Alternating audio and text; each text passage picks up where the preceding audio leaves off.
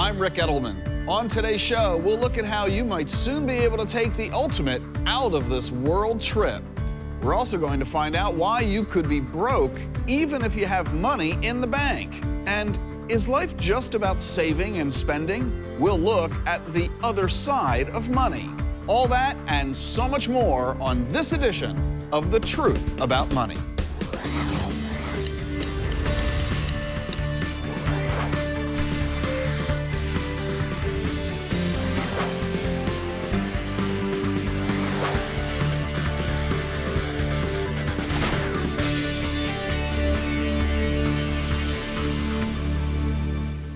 This program is funded in part by TD Ameritrade. At TD Ameritrade, we support investors and independent registered investment advisors every day, providing access to tools, research, and educational resources that help you pursue your goals with confidence. I'm Ed Burns. I've spent a lot of time around cameras. However, I've never actually swallowed one before. Till now. It's a camera the size of a pill that lets your doctor see inside of you. That's kind of awesome. Technology is evolving. We believe the way to invest should evolve as well. A prospectus is available at 1-800-iShares, which includes investment objectives, risks, fees, expenses, and other information that you should read and consider carefully before investing. Investing involves risk, including possible loss of principal.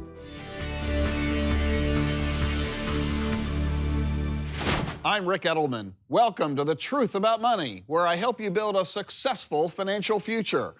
What's the best way for you to invest your money? To me, the answer is just dollars and cents.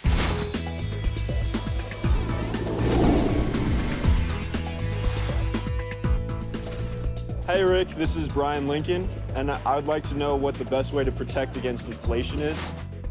I'm really glad you're paying attention to inflation. It's the silent killer of money. We have to recognize that the cost of living goes up every year, and that means the money that's in your pocket is worth less every year. So you have no choice but to get more money, right? Well, how do you do that? It's simple. You buy investments that have a tendency to grow with inflation. Bank accounts don't do that, by the way. If you put $1 into a bank account or a CD or a checking account or a money market, that dollar is always a dollar. Oh, it'll earn interest, but the dollar is always a dollar.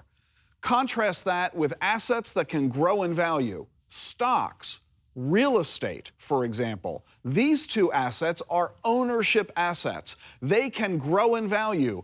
Artwork, jewelry, collectibles, things that you own, companies and businesses, things that can grow in value, that's how you offset the future impact of inflation. This message is extraordinarily important, not just for you because you're a pretty young guy, but for your parents and grandparents because it's retirees who don't get this message very often. Retirees are so focused on safety that they put all their money into bank accounts, government bonds and the like, and then inflation does them in. Even retirees need to own investments that can grow with inflation. Even retirees need stocks, real estate, and similar kinds of investments. From Oscar-winning movie stars to TV personalities, we recently asked just one question, Celebrity Edition. What's the biggest financial mistake you've ever made? I can tell you the stupidest thing I ever did was in the 1970s, a friend of mine came to me and said, you know what I think we ought to do? We ought to sell silver short, which means you're hoping silver will go down. Unbeknownst to us, it was the time when Bunker Hunt was trying to corner the silver market. And so we lost about 9 times more than we invested. That was the stupidest thing I ever did. There was another stupid thing that was going on where everybody had stock tips. You know, the guy who shined our shoes in NBC Tower had stock tips, and the guy that was working in the kitchen was, you know, the busboy was giving you stock tips. And again, when stuff like that happens, you know you probably shouldn't listen to anybody and something bad's going to happen usually. Oh, I've had things like that. I certainly have had a credit card rejected, which was a riot because, of course, it was after 5 million credit card companies had been begging me to take out credit. Lots of people make financial mistakes. A great way to avoid those mistakes is to ask questions to a financial expert. Here's some of that Q&A taped at the historic Weinberg Theater in Frederick, Maryland. Hi, Rick. This is a question. I hope I'm not going to call it a vicious cycle, but it may be one, of savings, cash reserves. Right. And then we have this other little piece of debt over here on the credit card. And how much is that little piece of debt? I added it up to come here tonight. About $10,000. Okay. But you know here's what's the- really, I'm going to stop you right there for a second. You know what's really interesting? She's mortified I am. at having $10,000 worth of debt. And even more mortified, I forced her to say it on national television. This might make you laugh. This is the other piece of it. We have enough money in savings to pay off that credit card debt. So you have enough money in savings to pay off the credit card debt? More than enough. But the problem is psychologically, we then don't have that cushion sitting there. So here's the point. Can I ask how much you've got in sitting in savings? And sitting in the savings, $27,000. Okay, so you've just got in the cash savings. So you've got 27 grand sitting in the bank and 10 grand in credit card debt, and you don't want to pay off the credit card debt because it'll dramatically reduce your cash. Yes. Okay. You know, just to give you a similar example, I know that sounds ridiculous, but it's a big stressor to think of that going down, and then what if we have an emergency and then we don't have it, and then we have more credit card debt because we don't. You're rationalizing. Right. You're justifying the existence of the credit card debt. What's the interest rate on the credit card debt?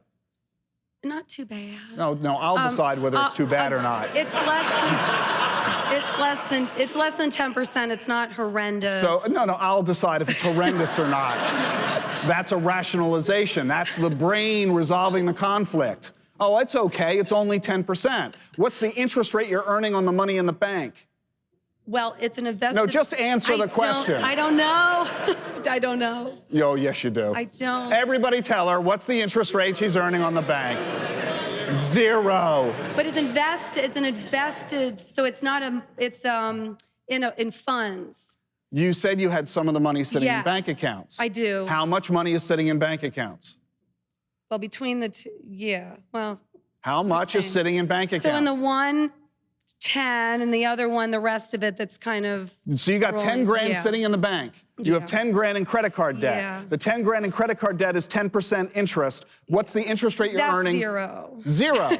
So you don't want to move the money out of that account because if you do, to pay off the credit cards, you won't have any money. Yeah. Guess what? You don't have any money now, you just don't know it. If you owe 10 grand and you have 10 grand, the total is 0. But then you can add more. No, this is my show.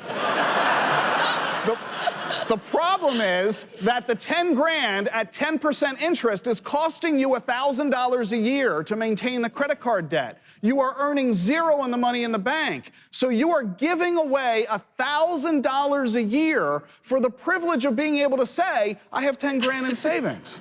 You're right. You are rationalizing all of this. You're trying to manipulate the money in a manner that makes you feel good about it, rather than managing the money in a way that is good about it. So it's real simple what you need to do. Take the 10 grand out of that bank account and pay off the credit card debt. And I know what you're saying, wait a minute, what if I have a problem and I need a new set of tires? What if I lose my job? What if I have an unexpected medical expense? That's what credit cards are for.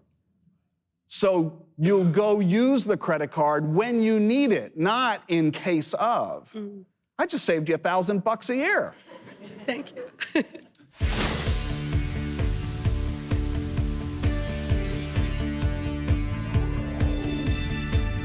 Which of these is not a reason to begin financial planning?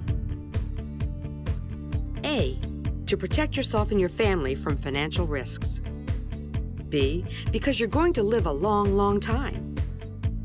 C, because you're planning to win the lottery. D, to pay for the costs of raising children. We'll be back with the answer right after this. Can you imagine what it would be like to live in 0 gravity? Will booking a trip around the moon become as easy as booking a flight to Europe? You've heard of spaceflight. Well, astronaut and scientist Dan Barry believes the reality of space living is just around the corner. And as he explains in this week's Future Finance, there may even be a way for earthbound investors to profit from the final frontier. Dr. Dan Barry, is there a way for investors to take advantage of the opportunities that are either existing now or going to exist? Well, sure. Well, to take space to begin with, there's a lot of commercial space flight going on right now. People are already investing large amounts of money on low Earth orbit and allowing, first of all, tourists to go to low Earth orbit, but eventually habitats and people to live there. We're going to sell a lot of one-way tickets to low Earth orbit. Think about, my background. One-way tickets meaning they're not going to come back, they're going to Right. die, or they're going to go and live the rest of their life there. Going is cheap. It's coming home that's expensive. We launch all kinds of satellites, and if you don't have to bring them back, the price goes way down.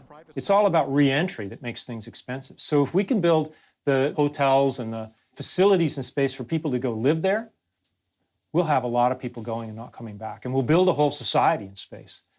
And my background is rehabilitation medicine. I take care of people with severe disabilities, tremendous mobility impairment. Think of someone who's a high quadriplegic, say a C5 cervical quadriplegic, who has some ability to move muscles, but not a lot. That person goes to space and regains 100% of their mobility. Because there's no gravity. With your pinky, you can fly across the room. It's like you have magic powers. It's like you're Superman. And so suddenly you're freed from the mobility impairment on Earth. You don't have issues with pressure sores. You don't have issues with that sort of thing. You regain independence. Why would you ever come back? People with cardiovascular issues, where you only have a fraction of your cardiac output.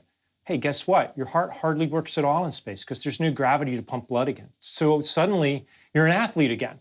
And we'll learn, how to live in those kinds of environments. So the opportunity for investors to take advantage of companies that are engaging in these kinds of business enterprises certainly exists and will continue to in the future. Yeah, we're going to have to see how these business plans work out, but there are serious investors that are already pursuing private space stations, individual flights to orbit, suborbital flights. In 10 years, you'll buy a ticket to go to space just like you can, arrange to make an expedition to the summit of Everest right now.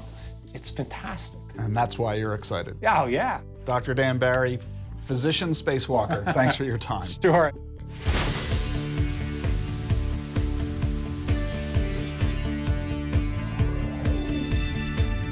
Which of these is not a reason to begin financial planning? The answer is C, because you are planning to win the lottery. I hate to tell you this, but hoping to win the lottery is not a sound financial plan. Here's a better idea. Decide when you want to retire and how much income you'll want at that time. Then just create a financial plan to get you there. That's the only real way to make it happen. My job as a financial advisor is to help you achieve your goals. And that's why I answer your questions on this show, as well as at my seminars and, of course, on my weekly radio show, which also happens to be called The Truth About Money with Ric Edelman. We're creative that way.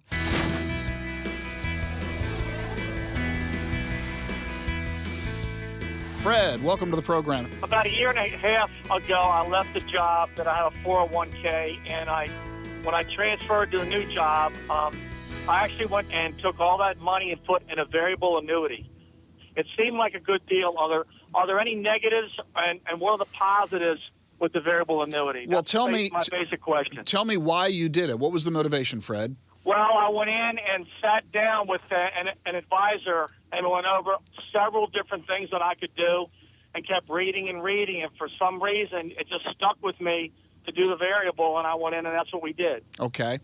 It strikes me as an unnecessary investment that you made, in the sense that the big claim to fame of a variable annuity is that your money grows on a tax-deferred basis. But wait a minute. Your money was in a 401k. It was already tax-deferred. By taking the money in a 401k and moving it to an annuity, you put a tax-deferred bucket of money into a tax-deferred product. It was redundant. You didn't get any benefit out of it. You did get a downside, and that is the expense associated with that annuity. Variable annuities are among the most expensive, not the most, but they are among the most expensive of all investment products. Typically, those expenses can be 3 or 4% per year. are there any pluses with the variable annuity? Yes, there is a plus on the variable annuity, which could justify the investment decision you made, and that has to do with living guarantees and death guarantees. Brandon, why don't you explain those? Sure. So, Fred, when you purchased the variable annuity inside of an IRA, it has some type of death benefit. All variable annuities do, basically, and there are different variations. But if the value falls and you pass away, your beneficiary is likely to get at least what you put into it. The second thing was something called living benefits, because within the last 5 years especially, the annuities have gotten, I'm going to use the word clever for lack of a better word, and they have made options known as a rider available that offer certain guarantees, living guarantees while you're alive, but they are optional. So we'd have to look at your specific contract and your statement to determine, did you opt for any of these? The downside is there's an additional cost if you did. So I think the next step, Fred, is to send your statement and contract to some objective advisor, not the person that sold you the contract, to look at the specifics to explain really what you've got. And one last important comment, and that is, in most cases, when you invest in the annuity, you're going to be locked in for a period of usually 5 to 7 years. So, meaning for 5 to 7 years, there'd be a surrender penalty. And they're pretty steep, correct. So the lack of liquidity and the big surrender charges that occur are additional negatives. So would we recommend that you did this? Probably not. Would we recommend you get out of it? Maybe not, depending on the circumstances. Are you really enjoying the benefits of these guarantees that Brandon described? We would need to look at the contract to evaluate it in your particular case. The notion that you're dealing with a commission-based salesperson raises all kinds of red flags. There's a fundamental issue in the investment world known as conflict of interest. Both the UK and Australia have made commissions illegal. The only way financial advisors in those nations are allowed to be compensated is by charging fees, because it is only by earning a fee that eliminates the compensation motivation from the advice. What does that mean for you here in the United States? Real simple. The only way you can be certain that the conflict of interest doesn't exist is by using a fee-based, independent, objective advisor, and that's what I would recommend you turn to for a second opinion as to the validity and usefulness of the product that you've got from an advisor who earned a commission selling it to you. Let's head off to, where are we going? Gettysburg, PA. Judy, welcome to the show. My question is a question on revocable living trusts. Mm-hmm. We do not have one. We are considering establishing one. But we had heard that if you put your home in the trust and something goes wrong and you're put into a nursing home, that the nursing home cannot come after the trust. Is that true? Not really. If really. They can't go after the home if you have a spouse who's also an owner of the home living in the home. But let's assume that you're not married and that you own the home solely in your name and you go into a nursing home. The revocable living trust will provide you with no protection. Yeah, there's a big difference between a living trust, which Judy is asking about, and an irrevocable trust. So a living trust does not provide asset protection. There are a lot of good reasons to do a living trust, but to try to protect the money is not going to be one of them in Judy's case. So talk with an estate attorney about a revocable living trust for management of assets and an irrevocable trust about the protection of assets. Two very different things. When you're flat broke, you can't even afford to laugh. Unless, of course, you're a comic, and then it's your job to make people laugh at your expense. Part of being a comic, financially, you got to be a starving artist. You got to live on the road. You got to live in the car. And like the number one thing about being a starving artist is you work like half a day and you carry around a notebook and you jot stuff down and you scribble things. You know who else also does that? 6-year-olds. That sounds like the worst thing ever. That sounds like a day after daycare. I don't want to do that. I'll just keep a day job and have money and dinner. I like the finer things in life, like healthcare. By round of applause, who has a good job? Anybody got a good job? All right, a decent amount of you guys, Here's a question. By round of applause, how many of you guys got a job you hate? How many got a bad job?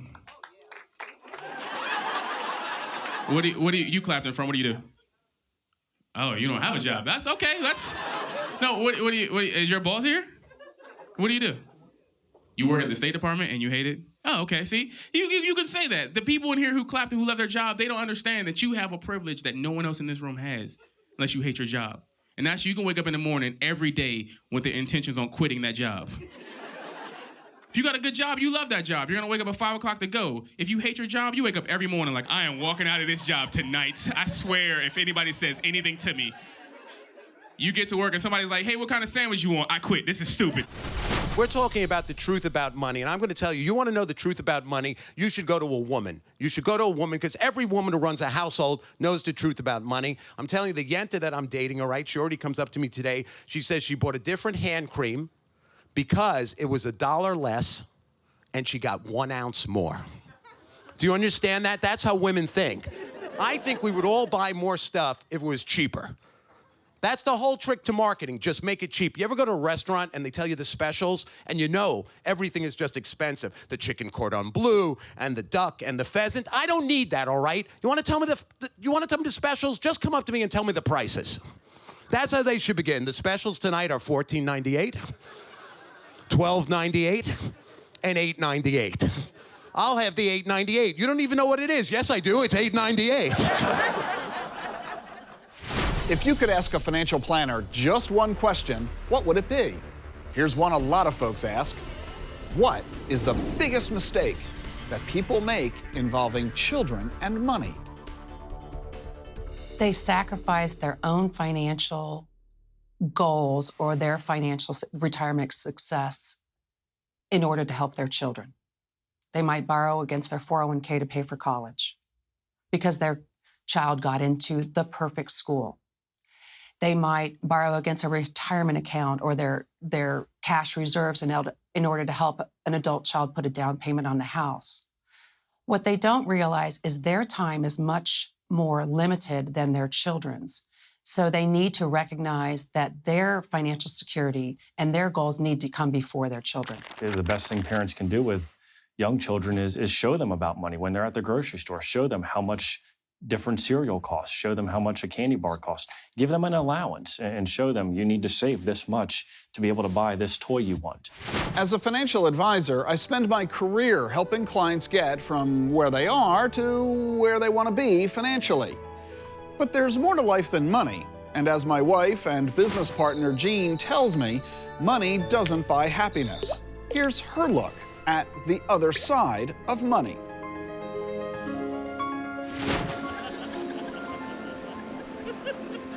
The remedy of laughter has been around for decades. We've really been using laughter for a very long time to heal. So when the doctor told me that I should laugh for 15 minutes a day, I laughed. I mean, that's just a funny prescription. Preschoolers laugh 400 times a day, and adults might chuckle once or twice. We get in the mode of the day and we're trying to get everything taken care of. And you know what, if we could just step back a moment and look, there's a lot of funny moments in the day. The greatest benefit of laughter is just stress relief. It's just, oh my gosh, I got through it. And you know, sometimes at the most inappropriate moments, we are laughing. Sometimes we laugh at funerals, or sometimes we laugh when somebody gets hurt. But that's just our body responding and actually releasing some of the tension and the stress that we've just gone through. And just to, you know, not take ourselves so seriously during the day. So the old adage that laughter is the best remedy holds true today, as it has for decades. So just again, just to get good audio level. Wait, let's have the cameras on. I'm grabbing myself. Thanks, Jean. Some final words about this week's program that might improve your financial future. Astronaut Dan Barry says mankind's future is in space, and that creates opportunities for you, whether you want to live there or invest there. And if you feel good about having thousands of dollars in the bank while also having thousands of dollars in credit card debt, you're not fooling anyone but yourself. Also, you can refinance even if you have a foreclosure on your credit report, if your credit score is high and you have equity in your home. That's this week's edition of The Truth About Money. I'm Ric Edelman. See you next time.